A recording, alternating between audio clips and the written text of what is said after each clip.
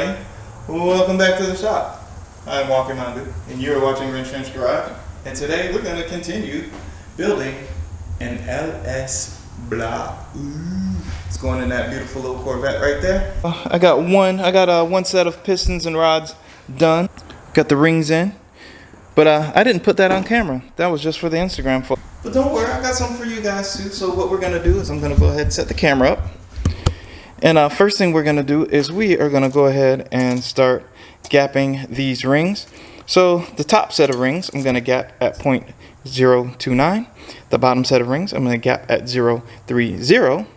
And the oil rings have to be at least a minimum of 0.015. That doesn't mean you don't put them in the bore and you don't measure them. You always want to at least check and see where you're at with these things. You never know. You never know if you get a botched one or a bad one and, you know, the gap ain't right or something. So you always want to just check your gaps just to make sure, because while you're in there, you might as well look at it.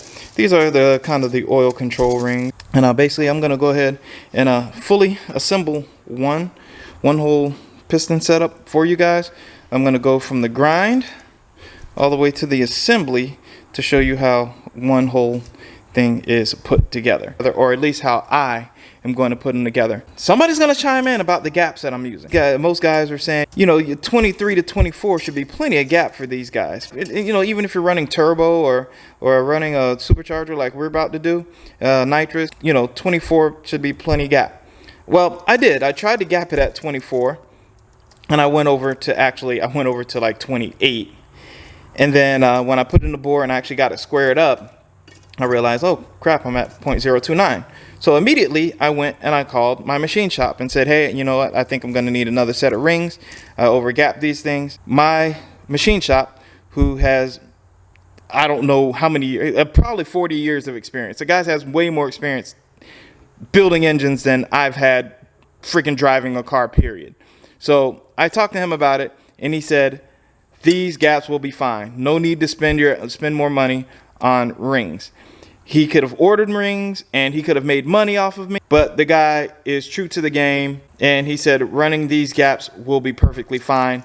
Do not worry about it. He said if there's going to be any type of change in there, you probably won't feel it. He said the only thing it's going to do is allow you to run more boost if you have to. We're going to gap these things. We're going to check these things. We're going to install these things. We're going to show you the orientation, the correct orientation for these are actually Gen 4 rods that we're going to be installing.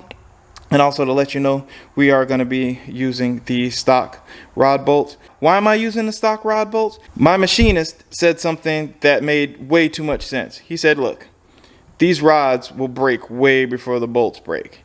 And these are Gen 4 rods, and they're pretty freaking strong.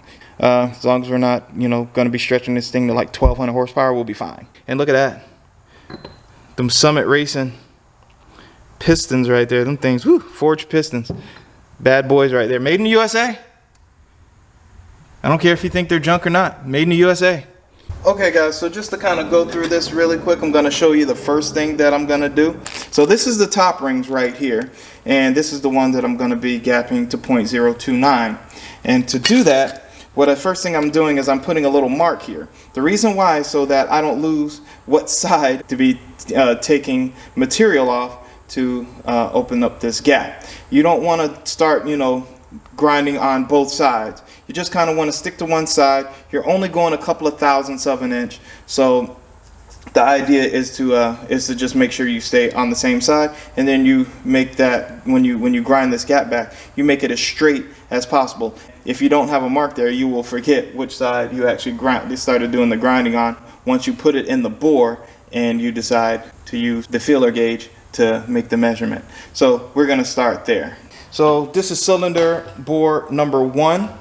So what I want to do is after I make the gap in each cylinder, what I'm going to do is make sure that I keep the ring, the piston, everything else that I use for the measurement direct to that cylinder, right? So I don't want to measure a gap here and then end up putting that ring somewhere over here or on the other side. You want to measure the gap for the cylinder that you're going to be using it in. So as you can see, that right there, this is your actual ring gap. And in order to measure that, we're going to have to make sure that this thing is centered inside the bore. So you take your piston, line it up in the bore on top of the piston ring, and you slide down like so. Make sure you put a little bit of lube in the bore to make sure you don't cause any scratches or anything. Line up everything with the piston, and then you make sure that you are square inside of your bore here. There. The next thing you want to do is grab a feeler gauge like this. So now the feeler gauge that I have a .025 and a .024. You see that? And that makes your .029. So what I've done is I've taken them out of the little sleeve here, and I put them on top, and I bolted them down so that way I have them both together, so I can always just refer back to this for all the rings. So the idea is to take your feeler gauge right here, and then what you want to do is make sure that feeler gauge fits right in that gap. And as you can see, there's hardly any gap there. What I'm going to use is just a 004, and you slide it right through there, and it does fit with a little bit of room, but you're barely anywhere near what the gap is you're supposed to have for this thing. So the 0.25 we know will not fit in that gap. So what we have to do is we're going to have to grind away some material in order for the 0025 to fit, along with the 0024, so we can make our .029 gap right in there. So next thing, we're going to go over to the angle grinder. Alright guys, so this isn't the most highly recommended way to gap your rings, but they do have smaller grinders. You can use a file, you can use all different kinds of ways. This just seems to be fast, and what I make sure I do is make sure the way that the cutting wheel is rotating is going in a downward motion as I cut toward the inside of the ring. You don't want to cutting toward the outside, because if it leaves a burr there, it could scratch up the inside of the piston. It could cause you some problems. And also, when you're done, you might want to take a small file like I have like here, and then just kind of chamfer the edges just to make sure I get all of the material off of here that could cause a problem with scratching or anything like that. But you only want to do it in small increments, and then you want to go back and test. You want to keep going back to test until you get it right. I've learned that if you mess around, if you think you can get it in one hit, you're going to go over. And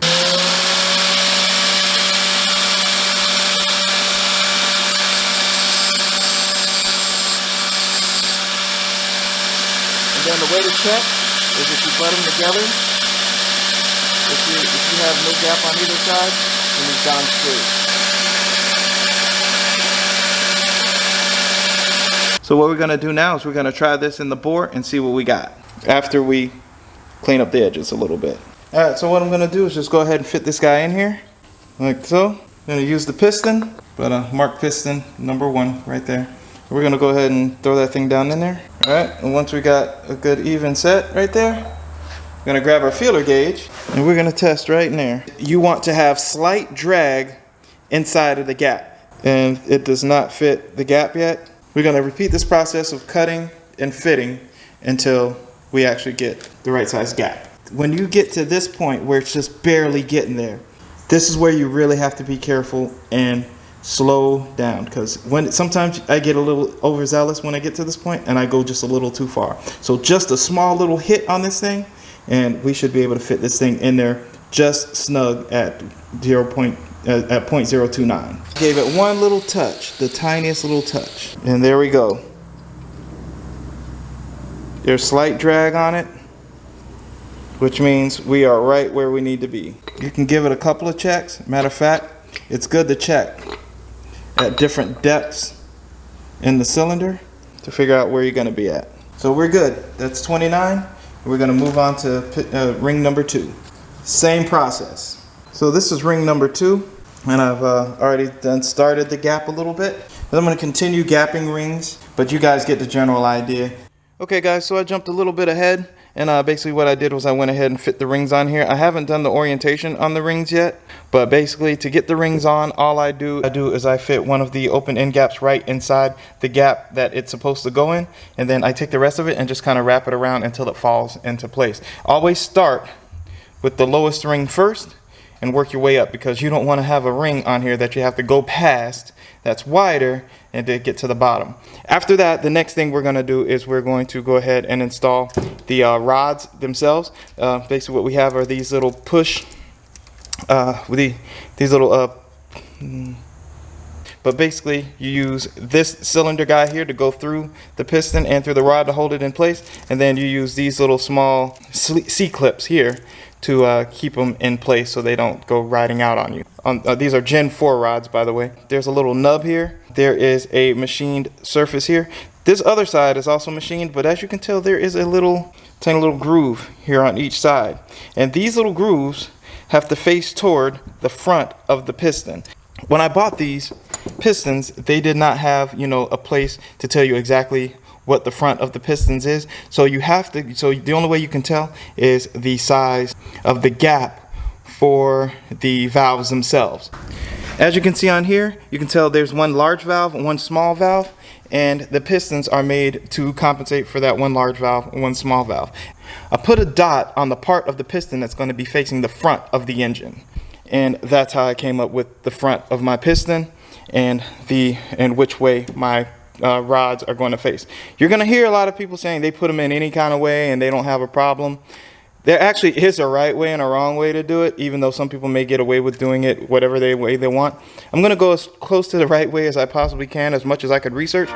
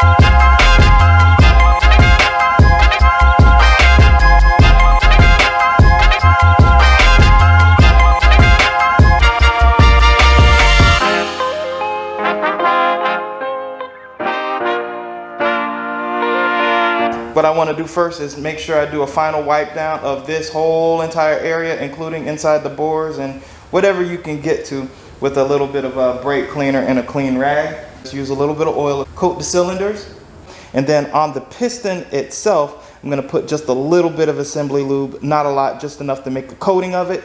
That way it gets on the rings and it kind of gets inside some of those little grooves and stuff. And then I'm going to put the ring compressor on there and then drop it in. Oh, and sorry guys, I almost forgot, is that I ended up putting the bearings in. I'm going to have to clean that up just a little bit. You see there's a little bit of some kind of corrosion or something there, I guess, from sitting for a second. Basically all I do to clean those kinds of things up is use a little bit of WD-40 and a scuff pad and just kind of get rid of it. All you got to do is match those tangs up on each side, and that'll get you where you're going. Also guys, what I'm going to also do is do the orientation on the rings. Basically I'm just following this guide right here. You guys can pause it. This is the Hastings piston ring guide. Alright guys, so this is what my piston looks like after putting a little bit of assembly lube on there. All I did was put a couple of dots around it and then just kind of spread it out just to make a coating. And now I have my piston ring compressor, and basically all I'm going to do is just set it in there and then I'm going to tighten it from there. I'm using this small 1/4 inch ratchet, and then you just turn it until it's tight, and then you flip it around and then you put it inside of the engine bore. I'm going to show you that on the time lapse.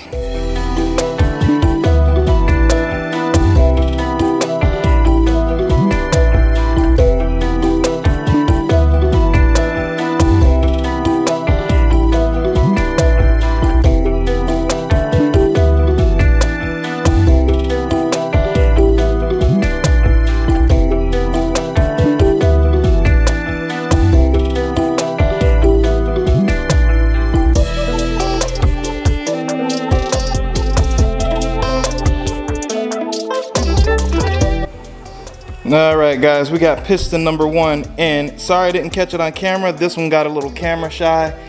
The problem I had is the dang ring compressor that I had. This thing's old school garbage, not working, so I had to run to the store and grab a nice shiny new one. And this one worked just fine. I ended up just shoving that thing right in there. So I'm gonna go ahead and do the rest of them, and hopefully the time lapse catches them. All right.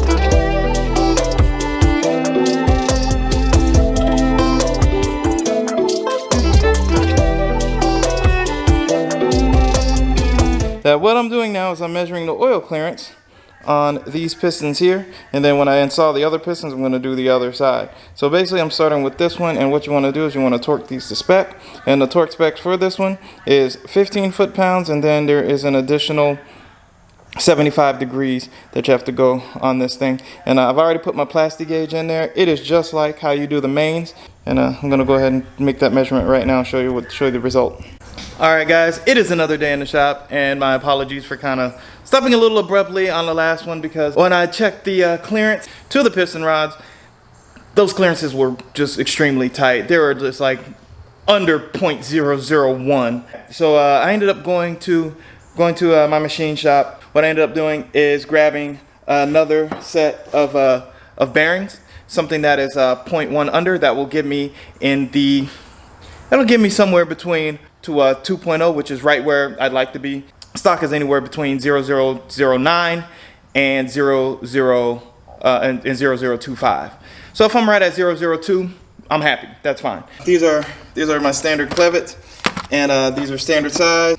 Ended up getting these King Racing high performance bearings. All right, so what I got are these guys right here, and as you can see, I don't know if you can really see that, but at the end you can see the STDX. That means we're getting just a little bit more clearance on this guy by 0.001, which is perfect for what I'm doing, because it's going to get me right where I like to be for the oil clearance. You've already seen how I've done these with the mains, and it is pretty much the same way that you do it with the rods. Basically, you put them on there, you tighten them to 15 foot-pounds, and then you do another 75 degrees, which you have to use. Use this little degree wheel right there on a breaker bar, and you tighten it up. Then you undo it, and you see what the squish is on that guy. I'm just going to go ahead and measure all these, and I will tell you the results when I'm done. This is piston number 2, and I went ahead and plastic gauged this one, and as you can see, this one is probably right at, or maybe just a little over 20 thousandths. And you know what? I'm going to let it ride. Just going to go ahead and let it ride. After things wear in and things start doing what they're supposed to do, I'm still within clearance. Well, there you go, guys. That about wraps it up for this bottom end build. As you can see, the pistons are all in. Everything's torqued. I've showed you how to gap the rings. I've gone ahead, well, showed you what I'm doing to gap the ring. And I've also showed you the bottom end as far as putting the pistons in. Had to get slightly smaller bearings for a little bit more clearance. Yeah. Absolutely beautiful. Turns nice. Just making sure everything's gonna be good. Once it wears all in, I'm pretty sure it'll wear in just fine. It feels good. But sadly, guys, I have to end this video here. But I want to thank you for watching. I greatly appreciate it. Don't forget to like, subscribe, and comment. Don't forget about my Zazzle store. And if you guys want some of that good old Wrenchtrench merch, I'm gonna leave a link in the description below. So thanks, guys. You keep wrenching. Wrenchtrench out. Peace.